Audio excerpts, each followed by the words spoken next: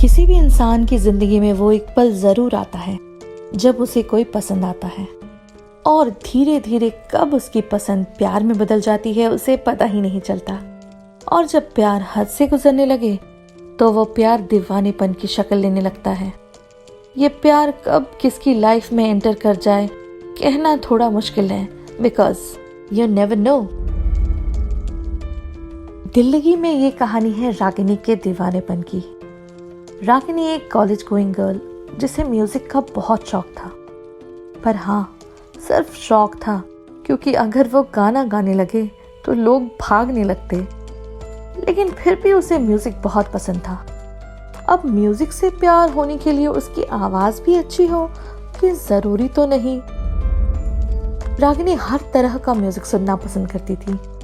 Music से इतना लगाव कि हर वक्त उसके कानों में ईयरफोन्स और हाथों में गानों के लिरिक्स लिखे पेजेस। म्यूजिक मानो रागिनी की लाइफ बन चुका था। कॉलेज जाते वक्त बस में भी वो गाना सुनते रहती। उसके ज्यादा फ्रेंड्स शायद इसलिए भी नहीं थे क्योंकि उसकी लाइफ में म्यूजिक ने ही उसके दोस्त की जगह ले ली थी।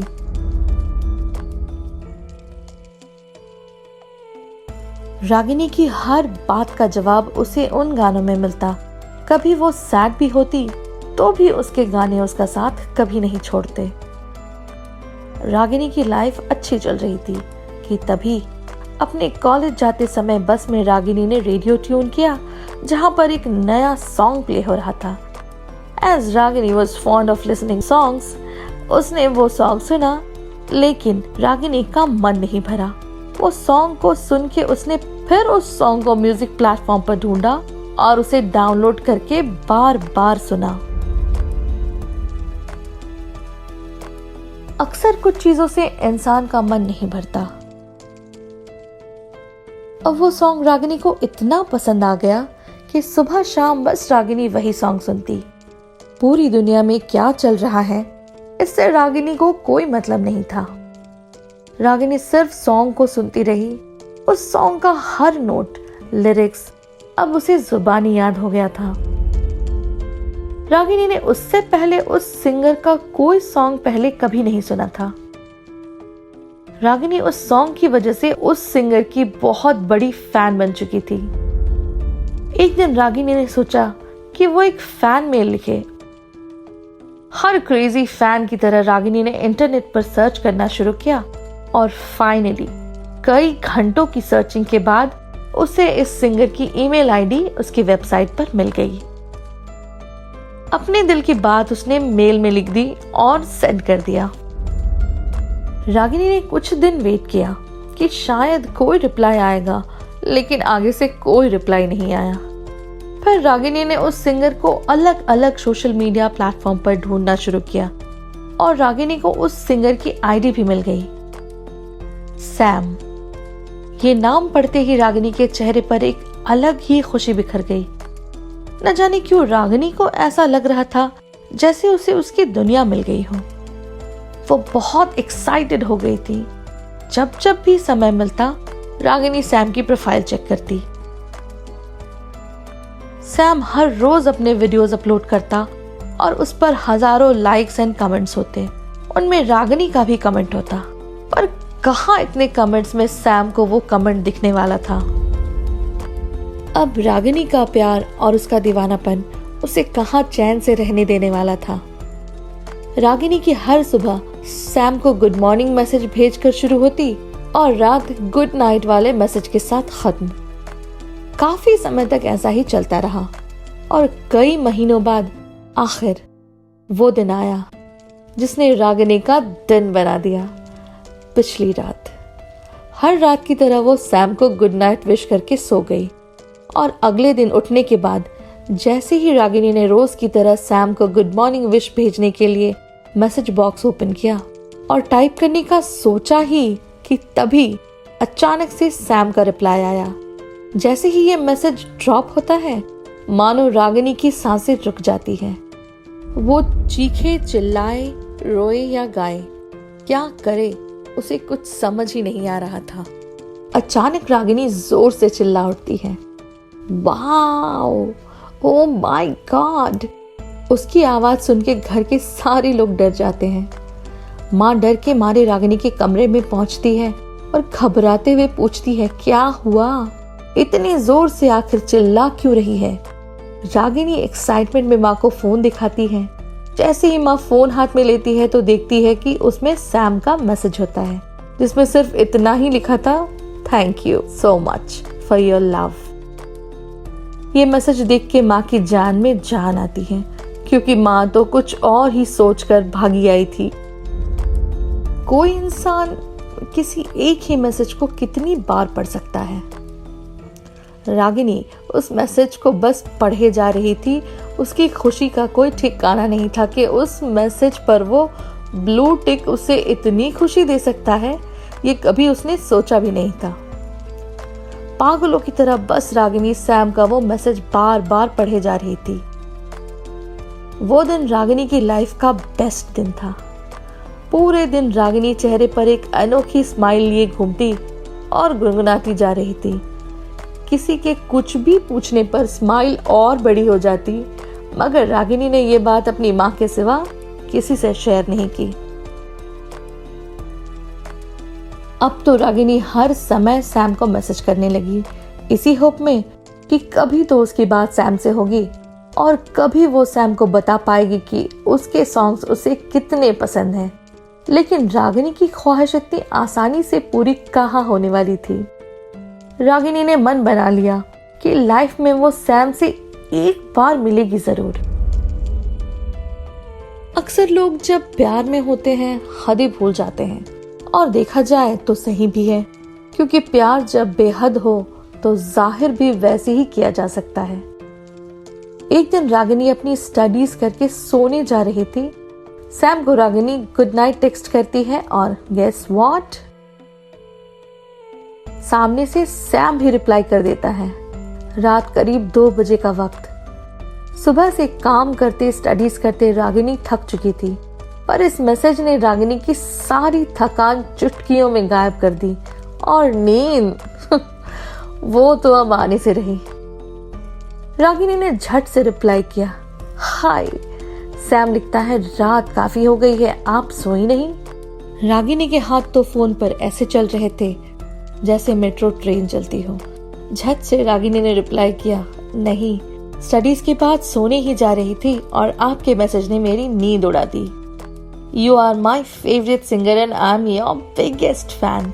जिसके जवाब में सैम रागिनी को थैंक यू लिखता है और कहता है कि वो आज जो भी है अपने फैंस की वजह से ही है। रागिनी की खुशी तो मानो 7वें आसमान पर थी। रागिनी सैम के गाने की तारीफ करती है, कहती है कि उसे उसकी वॉइस से प्यार हो गया है। जब कभी भी सैम का सॉन्ग वो सुनती है, उसे और पसंद करने लग जाती है। वो हर वक्त स्माइल करती रहती है, जिसकी वजह सैम है। सैम उसकी स्माइल का रीजन है। ये सुन के सैम को बहुत अच्छा लगा। सैम थोड़ी देर रागिनी से बात करके गुड नाइट बाय कहकर ऑफलाइन हो जाता है, और इधर रागिनी उस चैट को पढ़ते पढ़ते रात बिता देती है और देखते देखते सुबह हो जाती है।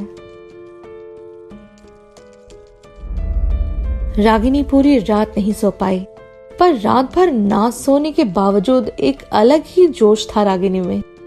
सुबह वो फिर सैम को गुड मॉर्निंग मैसेज करती है और कॉलेज के लिए तैयार होने चली जाती है। कॉलेज से आने के बाद फिर वो सैम को मैसेज करती है। थोड़ी टाइम बाद सैम का रिप्लाई आता है। फिर सैम और रागिनी की बातें होने लगती है।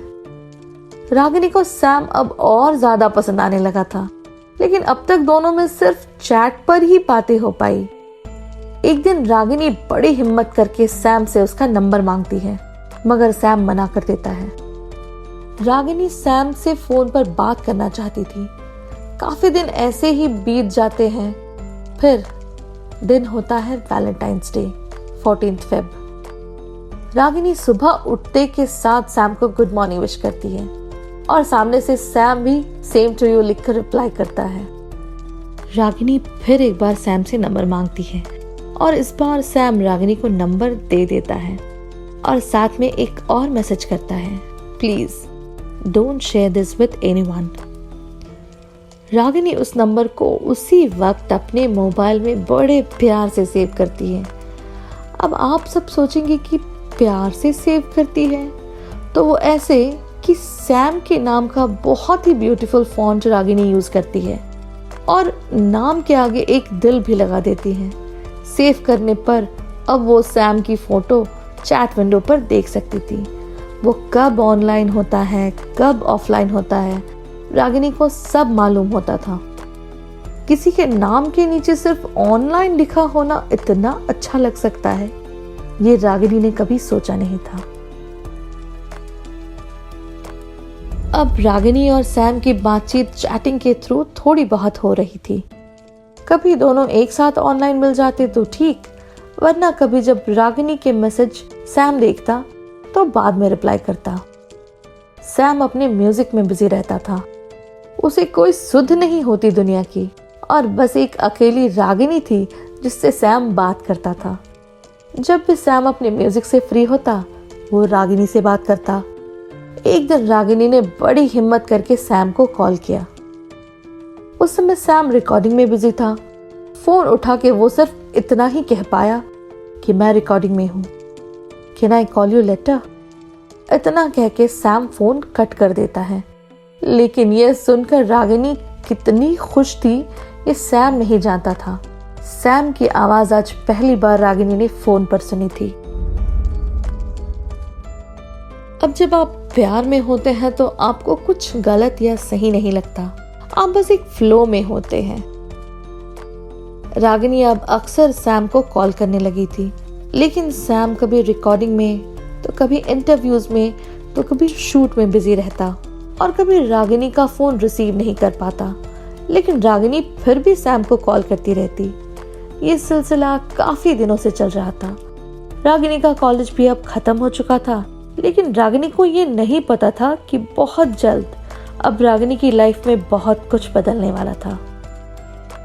एक दिन हुआ यूं कि रागिनी की माँ रागिनी के कमरे में आती है और रागिनी को एक तस्वीर दिखाती है।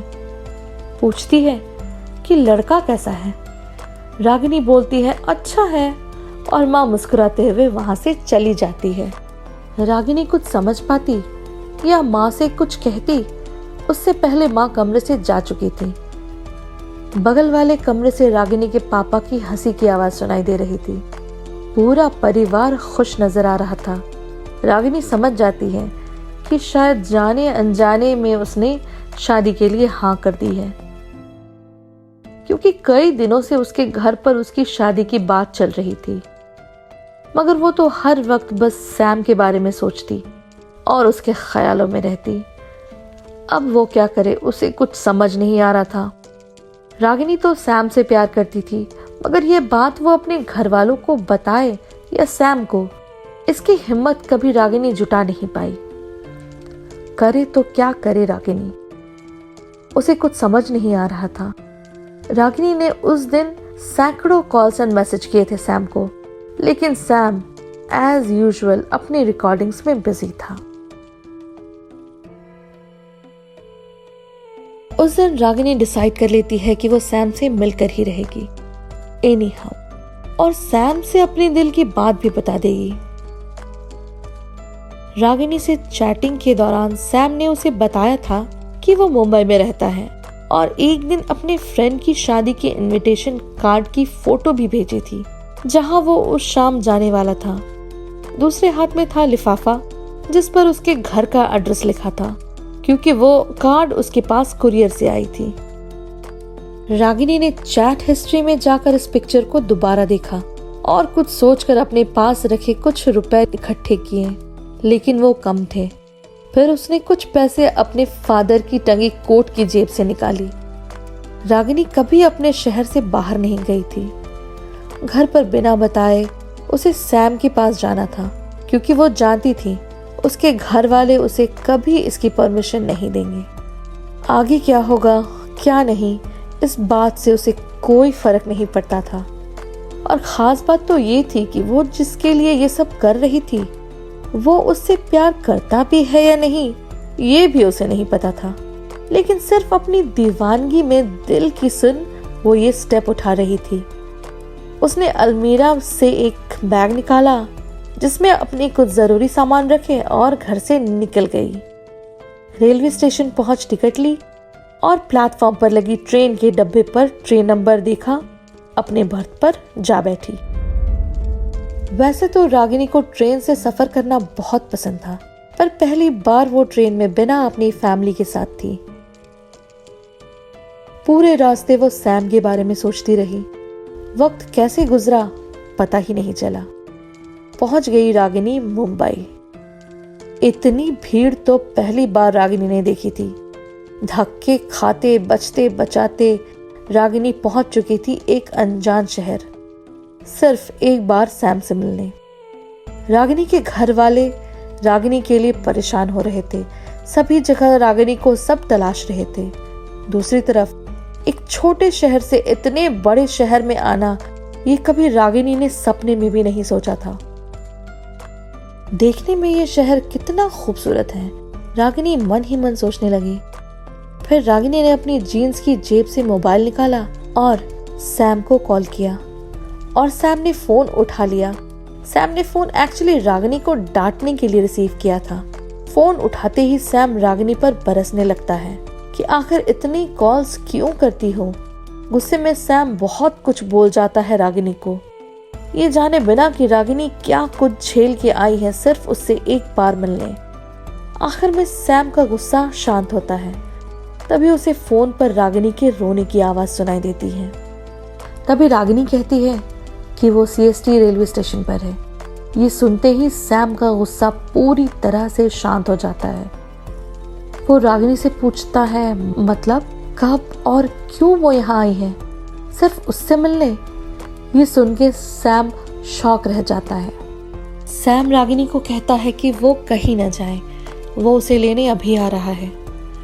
सैम अपनी कार निकालता है और रागिनी के पास CST रेलवे स्टेशन पहुंचता है। रागिनी अकेली स्टेशन के बाहर सैम का इंतजार कर रही थी। कुछ देर में उसे अकेला पाके कुछ मनचले उसके पास घूमने लगते हैं।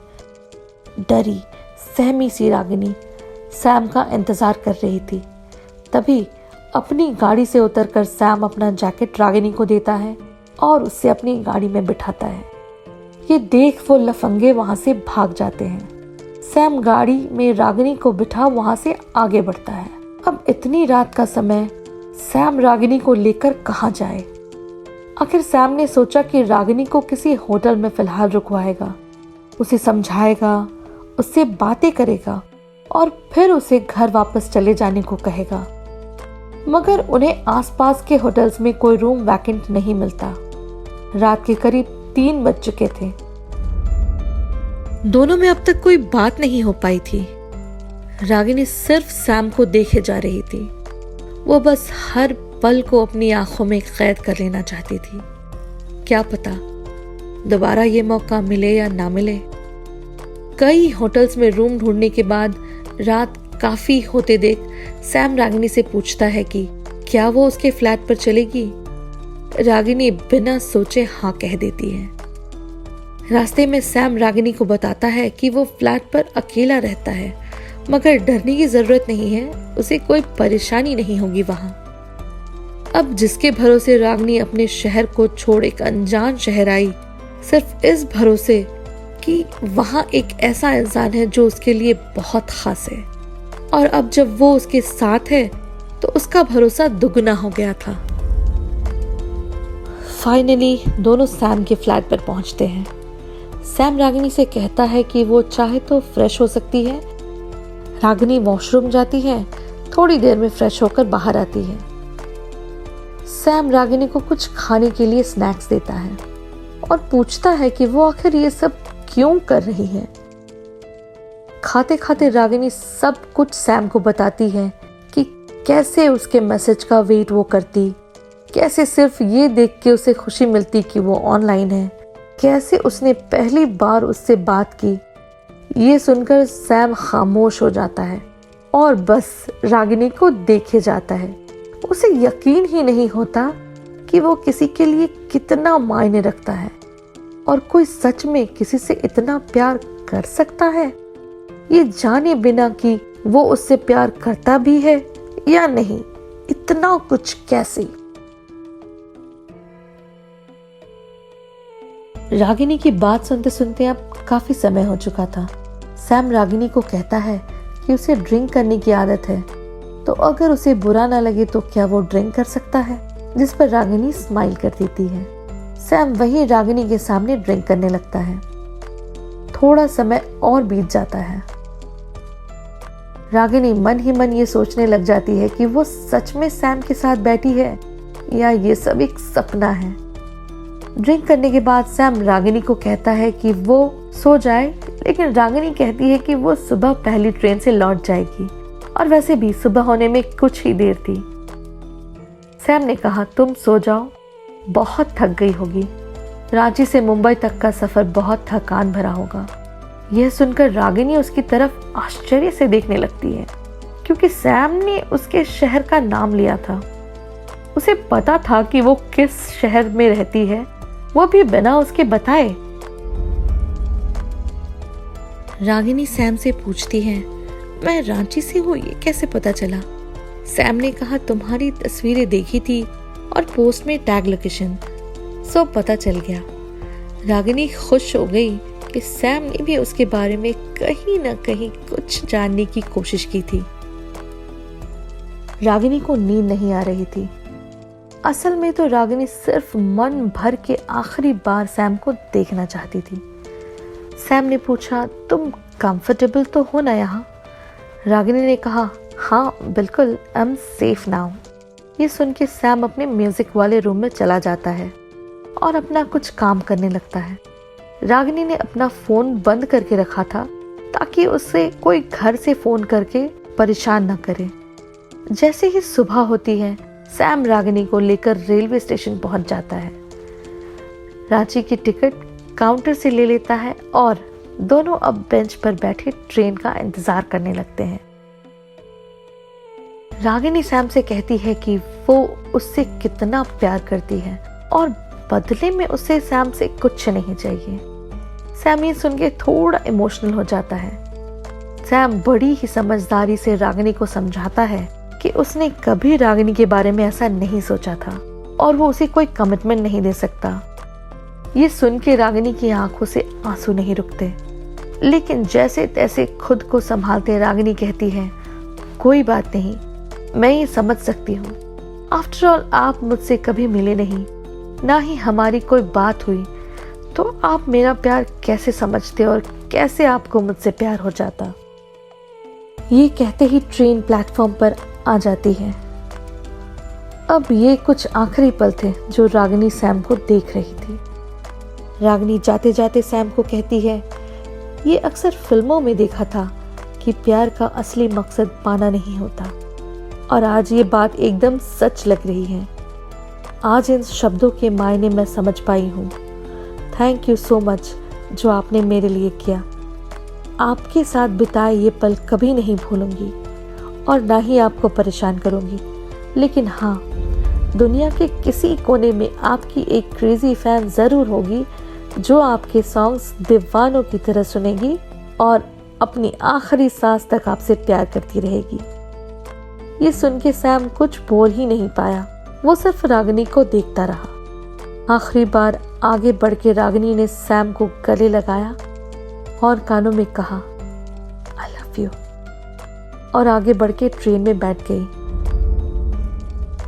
विंडो से रोते हुए वो सिर्फ सैम को देखे जा रही थी। सिग्नल होती है और धीरे धीरे ट्रेन चलने लगती है। सैम वही खड़ा उस ट्रेन को जाता देखता रहता है। देखते ही देखते वो ट्रेन आंखों से ओझल हो जाती है। दोनों के बीच कभी ऐसा कुछ नहीं हुआ कि जिसे दो तरफा प्यार का नाम दिया जा सके। ये मोहब्बत एक तरफा थी, मगर फिर भी मुकम्मल थी। रागिनी आज भी हर रोज सैम के गाने सुनती है और मन ही मन सैम से प्यार करती है। इश्क और दीवानगी से भरी मोहब्बत की अनोखी कहानियां सुनना ना भूलें। दिल लगी का अगला एपिसोड सिर्फ वाव डिजिटल नेटवर्क पर।